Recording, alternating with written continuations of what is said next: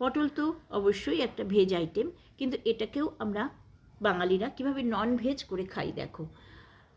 এর দুমাথা কেটে নিয়ে আমি ভালো করে ছুরি দিয়ে চেঁচে নিয়েছি যাতে মসৃণ হয়ে যায়। নিয়েছি একটু চিংড়ি মাছ, আর মাঝের দানাগুলোকে বের করে নিলাম। দানাগুলো যেহেতু নরম আমি কাজে লাগিয়ে নেব। এবার পটলগুলো আমি ভেজে নিচ্ছি, নুন দিয়ে ঢেকে ঢেকে ভাজছি যাতে নরম হয়ে যায়।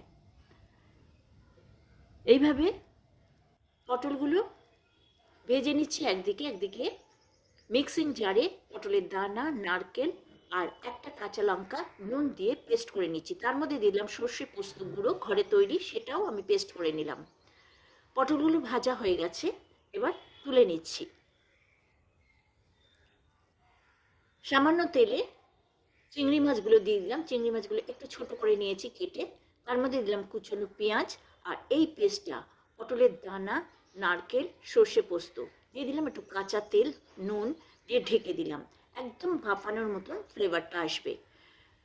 এটা 5 মিনিট ঢেকে রেখে এবারে ড্রাই করে নিচ্ছি, নাহলে স্টাফিং করতে অসুবিধে হয়ে যাবে। এটাকে নাবিয়ে নিলাম। পুরো রেডি, পটলও রেডি।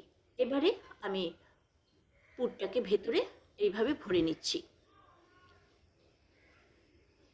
একটু সময় লাগে ঠিকই, কিন্তু খেতে তো অসাধারণ হয়। আমার তো মনে হয়